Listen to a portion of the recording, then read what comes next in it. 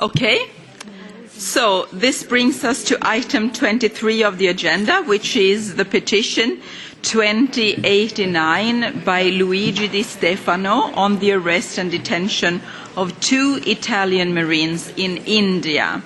We have the petitioner with us, and I extend the floor to you straight away for 5 minutes. Posso? Good afternoon, and thank you all for giving me this opportunity to speak before you today.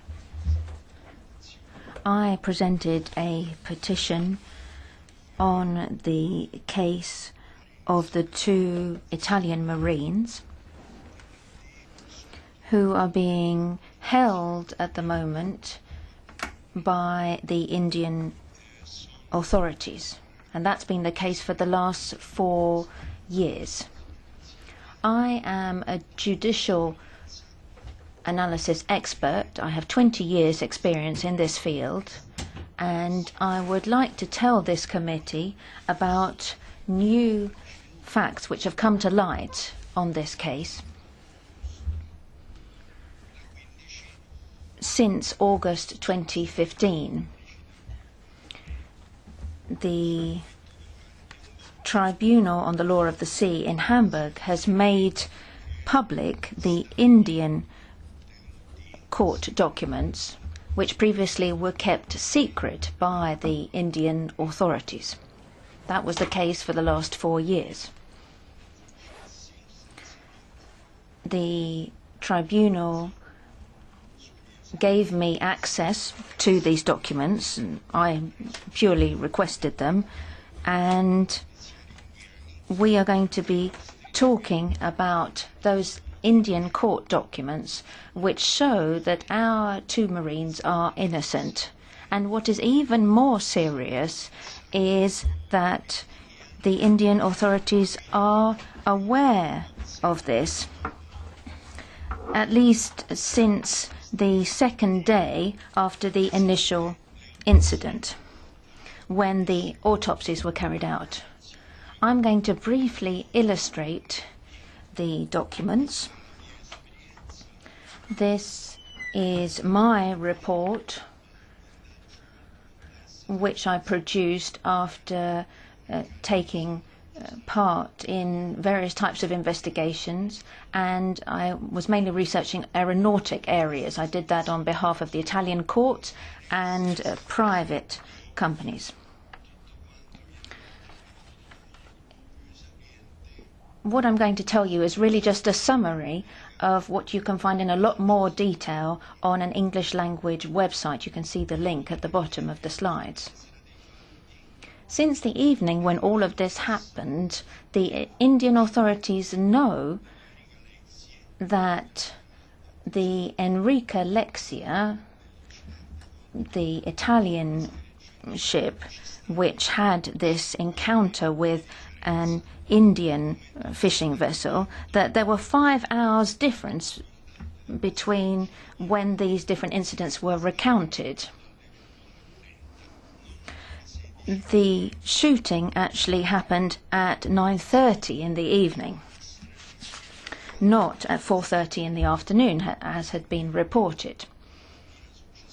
The next morning, the Indian authorities took a fishing boat, which they said was the St. Anthony, to the port in Cochin. They presented this boat as being falsely the one that had been involved in the incident, and when the actual boat was kilometers away at a different port. The day after the events, the autopsy was carried out.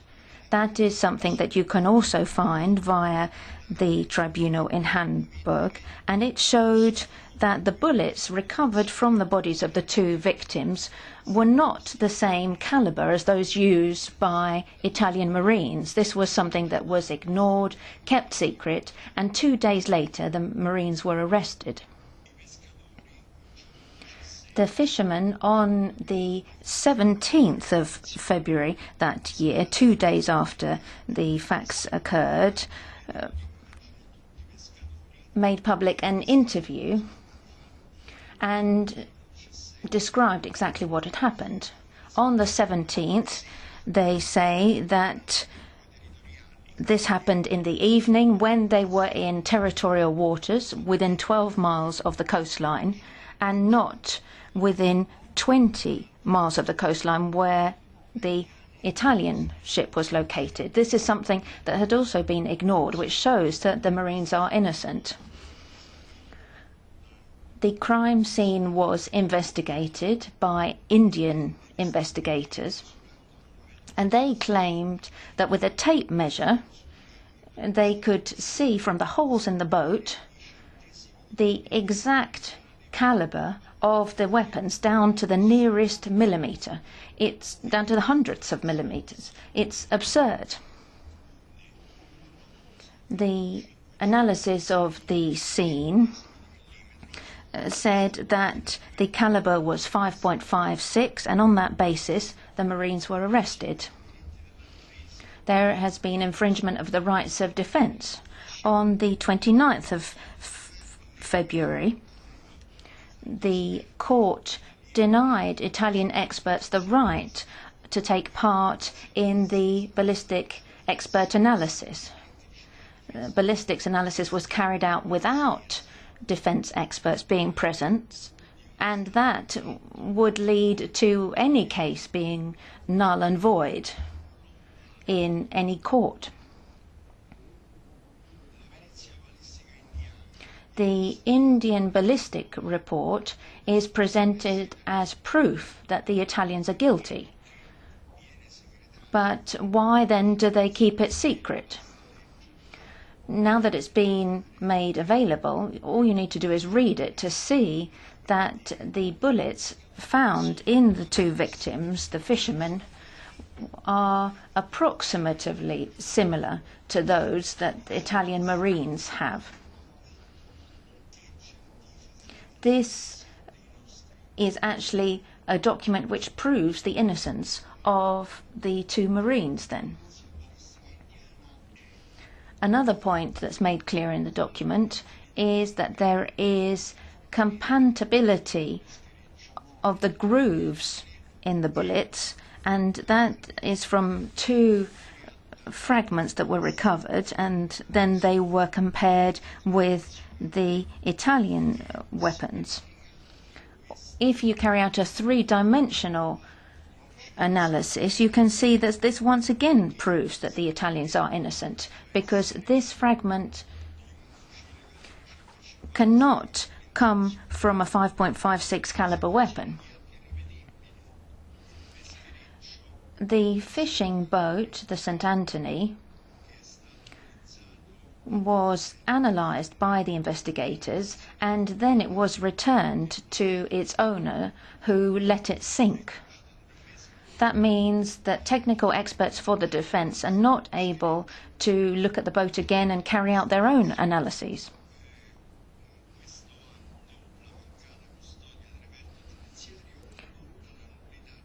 Usually in any court, the fact that an exhibit hadn't been kept and taken care of would lead to the case being null and void. Annex 48 is an enclosure which was presented by India to the court in Hamburg and wrongly plots the position of the Italian boat. And a 20-degree mistake has been made there. We know the exact position of the boat because of the alarm that they raised. And this then changes the situation. It means that shots can only be fired from the right instead of the left. But this incorrect document was submitted to the court in Hamburg to show that the defendants were guilty. Conclude, I gave you I gave you 5 minutes and we have already exceeded that by 2 minutes. So I would be very happy if you could come to a conclusion quite quickly, and I'll give you the floor back after the interventions of colleagues. You have made your case very, very clear already, I can assure you. Grazie. Thank you. The European Parliament in January 2015 voted on a resolution in which the first 2 points said that it was to be assumed that the Italian Marines had fired at the fishermen on the St. Anthony. There's no evidence for this, though. This is just based on conjectures, on similarities and witness statements which have then been retracted. That is the case of the first statement that was made by the captain of the fishing vessel. The EU then has been deceived by the information which has been distributed by the authorities in Kerala. And all of this has come to light since the information was presented to the court in Hamburg.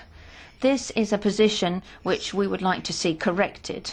I would like 4 experts to be appointed, not Italian experts, who could ask the tribunal in Hamburg for the documents, of which I have received a copy as well, so that they can check how the case has been managed so far and what evidence is being presented.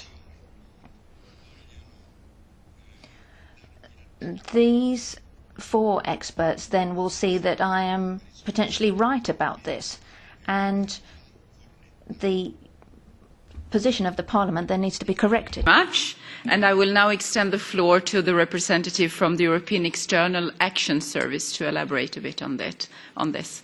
Please, Commission representative. Thank you so much, Mrs. Chairwoman. Since February 2012, the EU has been following the case of the 2 Italian Marines in very close contact with the Italian government. The situation of the Italian Marines has been pending for almost 4 years now, as the petitioner mentions.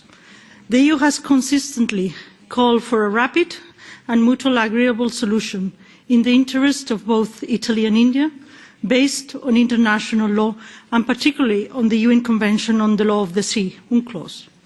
The case is now submitted with the agreement of both parties to international arbitration under the framework of UNCLOS. And both India and Italy are strongly committed to the arbitration procedure now under UNCLOS.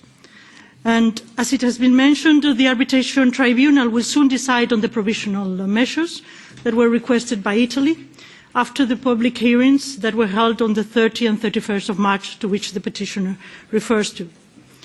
The EU-India summit, which was held on the 30th of March, has given us the opportunity to reiterate our concerns at the highest level. In the joint statement of the EU-India summit, the EU shares the concerns expressed by the government of Italy to find an expeditious solution for the prolonged restriction of liberty of the 2 Marines. The EU, India and Italy share a common interest in bringing the case rapidly to a positive end. Thank you so much. Thank you very much, and you have made the case a bit more clear. And I would also like to encourage colleagues to read thoroughly the resolution of the European Parliament from January this year, which also makes it very, very clear. Now I would like to open the floor for interventions by colleagues. No one until now has asked for the floor. And I realize that all of a sudden the committee room has turned into an Italian one. Almost let's say majority Italian and a Polish and Swedish, minority being represented. So, Mr. Borghesio, the floor is yours. Grazie. Thank you, Chair. I'd also like to thank you very much as an Italian and as a European, for the attention that you're paying to this very important case. It's not just because of a national interest. That's not why all of these Italian members are here, but because of a European interest.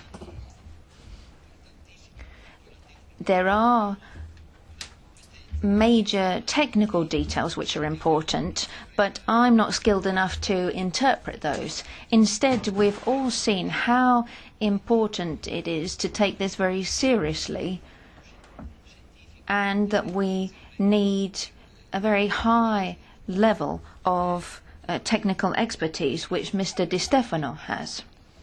There's another point here which is about the rights of European citizens who are outside of the territory of the European Union. The External Action Service, I know, is looking into this issue, and it is one that this case is something that really sheds light on this very delicate and important issue. These citizens were helped, but in a very late and weak way, by the European Union. That's the point that I'd really like to raise. It's always possible to make amends for things later on, but we really need to change our perspective.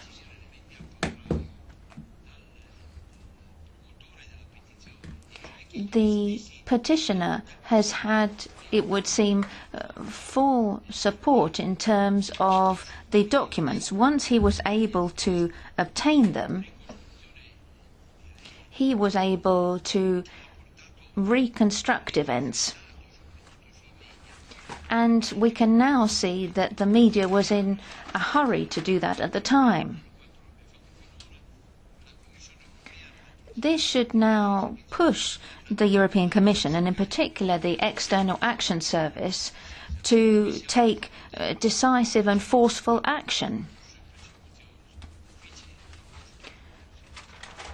Here we are dealing with a very serious case. We're talking about two Italian workers. They didn't go on holiday to India, but they have gone in a civilian capacity to protect boats from piracy. We sent them there with our principles and values, but we didn't defend them. Thank you very much. Pal Chaki. Olasz barátaimnak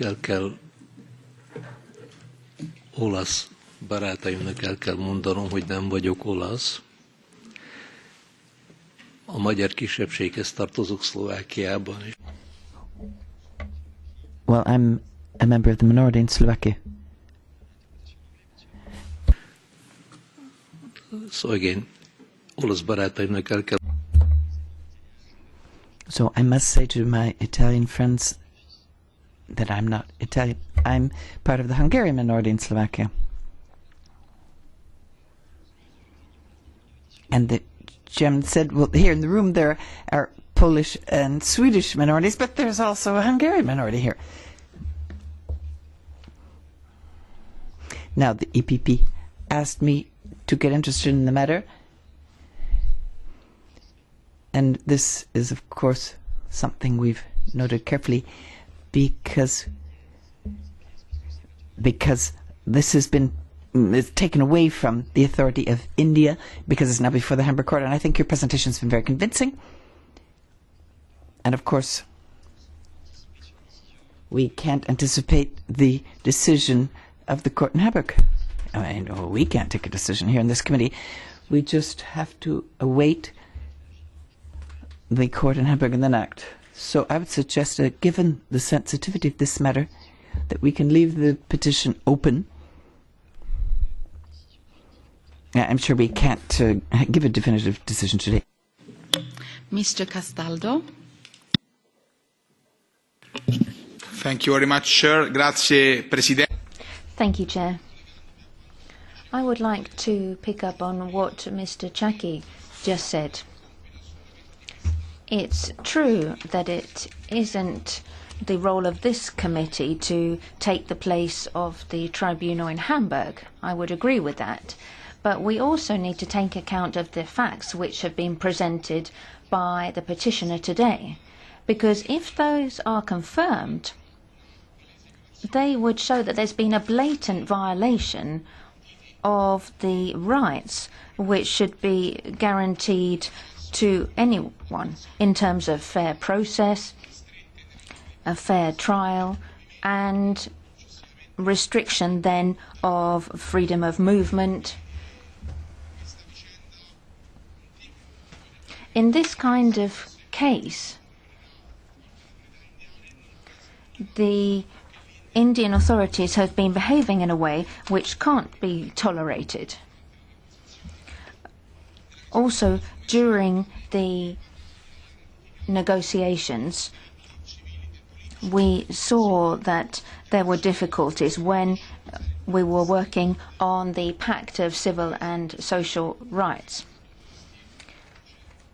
That then should determine what happens to anybody who has to go to trial in a country which is a signatory to that pact. I say that because it seems that in this context our two Marines are not just Italian citizens, they're European citizens. That's why we would ask for forceful action to be taken by the External Action Services. There is also the renewal coming up of the trade agreement with India. If the Indian authorities don't take action in a transparent and honest way, if they continue to apply this bias and instrumentalize the proceedings, because we can see all the kinds of things that have happened in this case. They've tried to make this into a political case for their own benefit in the elections. We would like to see, therefore, action taken in this direction. And now that the case is going to Hamburg, once the responsibilities have been established, we would be in favour of not renewing the trade agreement, to make it very clear that these two people have the right to a fair trial and they shouldn't be subject to unfair political interference. Thank you very much. Signore Cozzolino. Anch'io molto brevemente. Very briefly. Thank you. I'm really impressed by the documentation that's been presented here. Obviously, I'm Italian, so I've been following this case in the newspapers, and I've been watching developments, but I'm really struck by the information that's been presented today. Obviously, we can't intervene at this time when this has gone to an international court and is subject to arbitration proceedings. But there is a fundamental point here. And that's the freedom of these two Marines.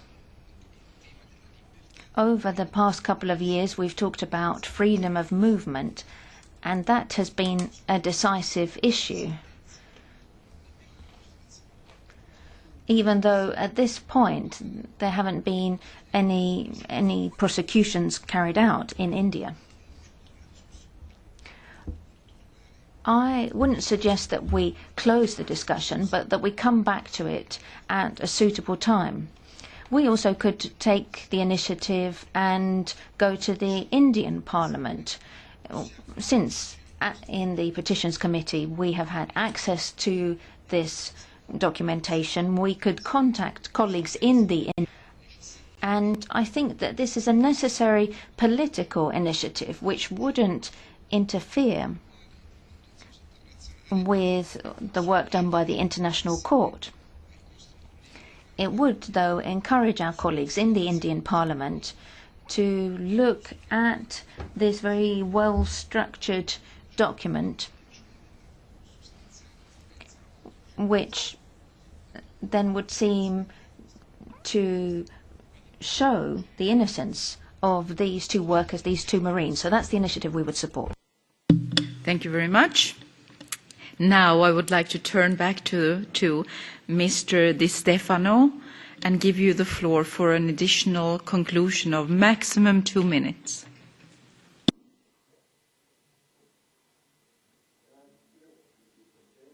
Microphone for the speaker, please. Così? I'd like to thank you very much for your attention, for all the comments and suggestions that have been made. And I'd also like to thank you for looking into this afresh in the future. As a technical expert, that is the role that I play. I can only give you my technical and legal analysis. What I've seen is that 2 days after the incident, the Indian authorities knew that the Marines were innocent because the bullets that were recovered couldn't have been fired from their weapons because they were too large to pass down the rifles. There have, though, been these documents, and defense experts weren't given access to them. Also, the Italian courts made 2 requests for information via international authorities and were denied it. Once experts have access to this information, of course, this is technical, detailed information, and it's not easily accessible, then the whole case is clear. I would therefore like to submit to you as honourable members of the European Parliament and ask that these documents should be acquired. I don't expect you to believe all of this just because I'm saying it, but once you have a copy of the documents which have been submitted to the Hamburg court, all of the documents submitted to that court do have to be made public, and there are no then particular requirements in terms of confidentiality. This committee therefore should acquire a copy of the documents, and they should be publicised so that there will be some kind of contact with the authorities in India, and there can be a discussion of what actually happened rather than all of these imagined events which then have been talked about for 4 years. Thank you. Thank you very much. And I would now like to sort of summarize this. What do we have at stake? We have two European citizens being captured in a third country. I guess they are young. I have no details. Maybe they have families, they have children. They are Europeans, and we are here to protect their future, their well-being for the time present, and their future. So we know that there is an ongoing arbitration procedure in the Hamburg court. We cannot intervene in that, but what we can do definitely is that we again look at the resolution. I did it myself, but we can turn to one of the delegations of this institution, namely the EU-India delegation, and give them full information on the case. We can also turn to the Indian authorities, the Indian representation in the EU, the ambassador, in other words, in Brussels, with a letter sort of stepping up the activities of this institution, of this committee, and propose to colleagues that we can do. We know that the arbitration takes place in parallel, but what we can do to shed light upon the fact that we have 2 European citizens being captured in India really needs to bring our full attention to this case. I didn't get any concrete proposals from colleagues, So that's why I try to go a bit creative and propose these measures myself, and I see that I have support from colleagues on it also. So this is how we can conclude. And I hope, dear Mr. Di Stefano, that your travel to Brussels was not in vain. I hope that you feel and that you understand that you have our full attention to your case, and let's really hope for the best for these two European fellow citizens and for their future and their families. Convey on our behalf the best wishes to the family and to the friends if you have any contacts with. Thank you very, very much.